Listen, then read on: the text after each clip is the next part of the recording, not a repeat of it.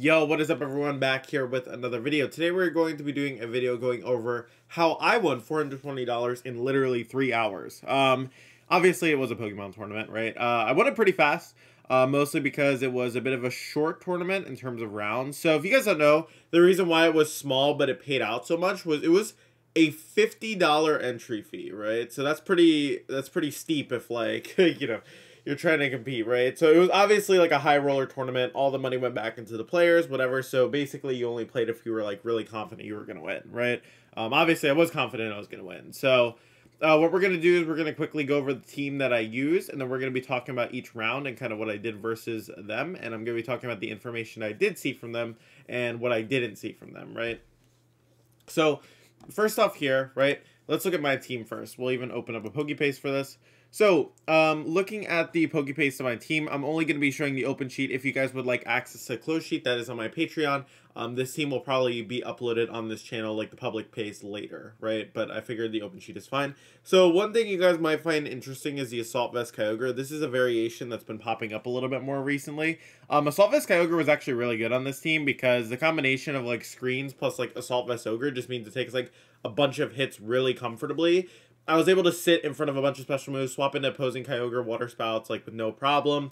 It was just a really nice, like, kind of compliment to the team. Also, having Thunder as an option was really nice, like, not having to pick between Thunder and Ice Beam and having both, because it gave me a better matchup into opposing Tornogre if I ended up playing versus it, which I didn't, but, like, it was still nice, right? Like, I could hit opposing Kyogres with it even, so it was kind of cool. Zacian is really solid on this team as well. Obviously, just running the standard set. You know, the EVs, obviously, like I said, they're on the Patreon. That's kind of the only thing to talk about. The Venusaur was running Weakness Policy. Now, the reason why Weakness Policy Venusaur is really good on this team is because it kind of discourages like a lot of different like super effective moves into Venusaur to immediately remove it, which forces your opponent to pick between whether they think you're going to max it or they think you're going to go for a Sleep Powder, right? So they kind of have to pick between the super effective move versus not. If they taunt you and you max, that's not great. Maxus can also stack boost next to Ogre, which is really nice. So that was just a cool thing overall. Grimmsnarl is just your standard Grimmsnarl set, nothing too special there. Incineroar, same with that, you know, just obviously using it for pivoting. And then Life Orb Zapdos. Life Orb Zapdos was like absolutely like baller on this team. It was so good. Like, I was able to leverage it and just win over, like, over and over again with it just because it was so strong. It could sit in front of Zacian, like, really destroy it. It was just super cool overall. I really liked it as a Pokemon. But yeah, anyways. So, going into the actual run itself. So, basically, it was a $50 entry fee, as I mentioned, right? And then the finals was literally the difference between like $100 or like $420, right? So it was kind of like pretty intense, and I wanted to like win it. So we're gonna go through from round one. So round one, I ended up playing versus standard Groudon, Zacian, like Charizard. This is Jay Snores. If you guys don't know who Jay Snores is, he was a junior who like went crazy in like the junior division pretty much. Like I think he had like 2,000 CP. He's won like 23 regionals or something in the junior division. Something like wild like that. He's pretty solid. You know, even though he's a junior aging up in the seniors now, he's definitely a very solid player. So I definitely had to respect his options on this team, mostly too because the Charizard is actually kind of annoying to deal with, even though at face value I have a Kyogre. Like, I had to still play smart. Like, the Umbreon, basically the Umbreon was like the endgame win con that I really had to worry about, but then I also had to make sure that I wasn't letting other damage get too out of hand, right? So, to my recollection, I ended up winning a game one. Then game two, I ended up losing to the Umbreon, I'm pretty sure. And then game three was literally just me managing it better. Both games where I won, I just removed the Umbreon really quickly. Or I put myself in a position to remove it really fast, right? And then in the situations where I lost, like, it was just Umbreon was too good, right? Round two was versus Aura Rayquaza, or Terran, as it was listed on Battlefy. Terran's a really solid player. You know, obviously is like one of the better players right now, I'd say. So, you know, it was definitely something that I was not necessarily worried about, but like I definitely respected Terran a lot in this game, right? So pretty much the first game I was able to win just by leveraging Grimmsnarl Zapdos really well. I didn't bring Kyogre to this matchup because Kyogre was just too weak to the opposing Kartana, to the opposing like Zapdos. It just wasn't that great to bring. Now, one thing interesting of note, the Whimsicott did use Cotton Spore, so basically it could have Tailwind and Cotton Spore, so I was never winning the speed control war, right? Pretty much what I needed to do is just leverage my Grimmsnarl and get like Thunder Wave down quickly, get rid of the Whimsicott and like get screens up so I could outbulk everything, and that's what I ended up doing. I ended up winning round 2. I ended up winning game 1 just to Zapdos, right? Then I lost game 2 because I used my Zapdos Max too early. He parting shot it. It just lost too much momentum. Wasn't able to do that much, right? And then in game 3, pretty much what happened was it was a really close end game, but I was able to kind of close it out with like good targeting from like Zapdos, right? Zapdos was like huge in our run in general, right? Zapdos didn't come in the first set, but it came in the second, third, and yeah, it actually came in all the other sets. Zapdos came in every single other set we played. But yeah.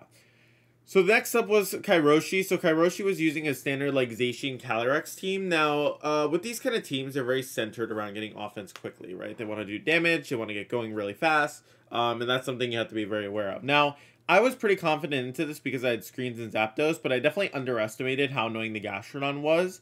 That being said, I actually ended up having a bit of an advantageous matchup here because it was Citrus and it was Protect, so it wasn't even Recover. I think if you have Citrus, you probably want Recover, so like it put Kairoshi at a disadvantage because I was just able to like chunk down the Gastrodon really quickly and set Max Lightnings to prevent like the spores, right?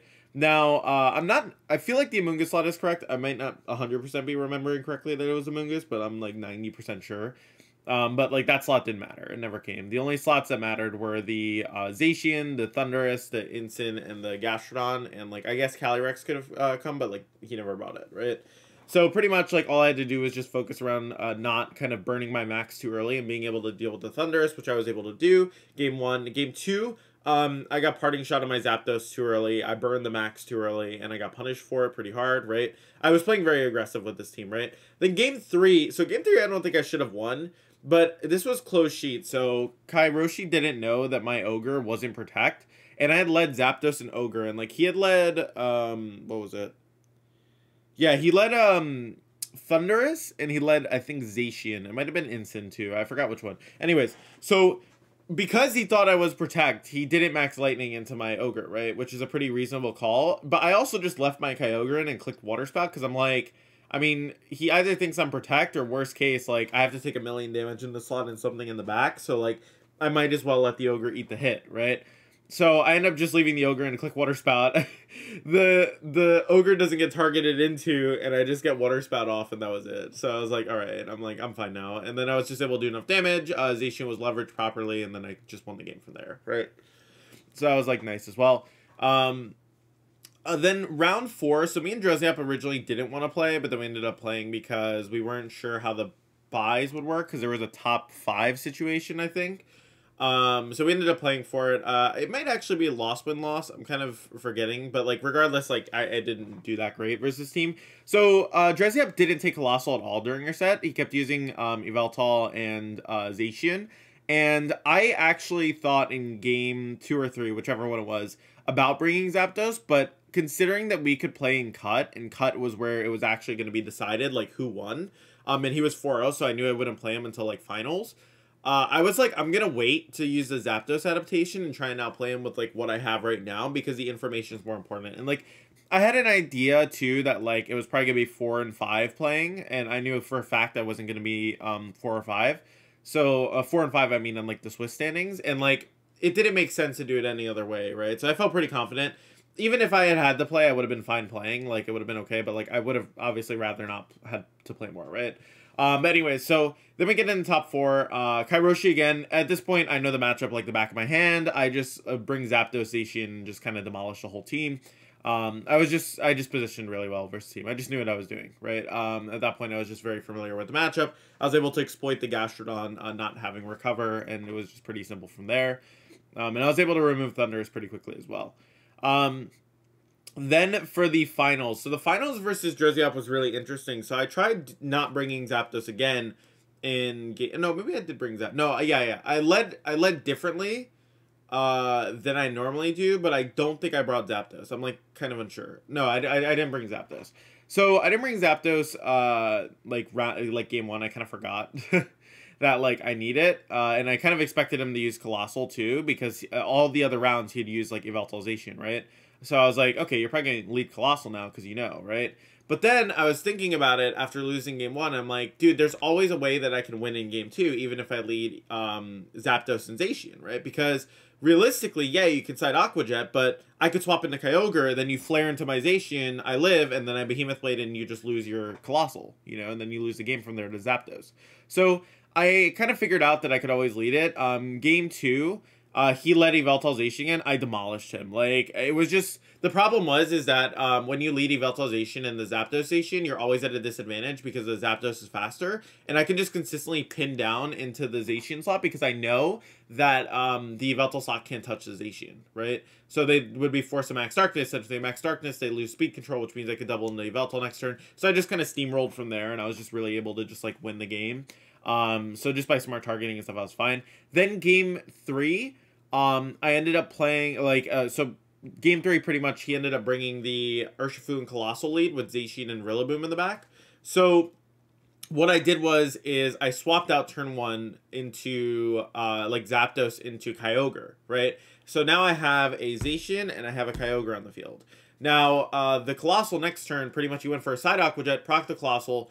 Then he went for a Volcalith, right, into my Kyogre, and I had kind of called that, so I just went for Behemoth Blade, removed the Colossal immediately, and with Kyogre, I got the Urshifu down in health. I clicked Origin Pulse into it, so I ended up just pretty much chunking it down, right? Now, this is already a good position for me for a couple reasons. The remaining Pokemon are Urshifu, Zacian, and Rillaboom, right? All of those lose to Zapdos, as long as I play well. Now, the Rillaboom had Protect, so I had to, like, target properly. And it ended up coming down to an endgame where it was Rilla and Zacian on the field. Both Rillaboom and my Incineroar had Fake Out that turn, right? And pretty much, there were a couple of options for them. They could Fake Out and, like, attack. They could go for Fake Out Substitute, you know, stuff like that. So, or I could just target in the Rillaboom when they click Fake Out, KO it, right? If I KO Rillaboom or anything in one turn, they lose, right? Or, like, set myself up for the proper scenario.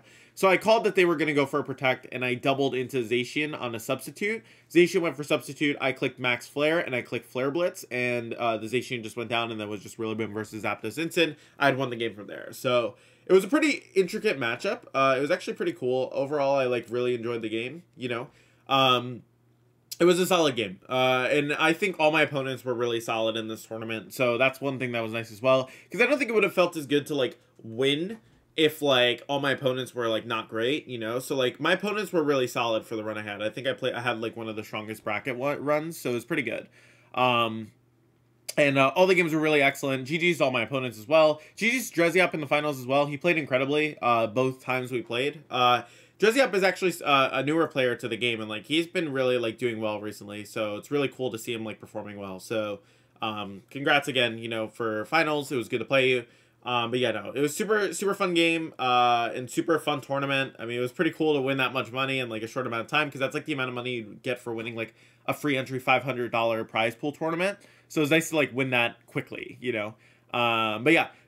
Thank you guys so much for the support, as always. If you guys would like to support me beyond here, obviously make sure to check out Patreon, where you can get access to the Zacian Kyogre team early. Also, too, I'll probably be posting on the YouTube channel in a couple of weeks or whatever. Also, too, make sure to check out coaching. If you guys would like to improve your skills, make sure to do that.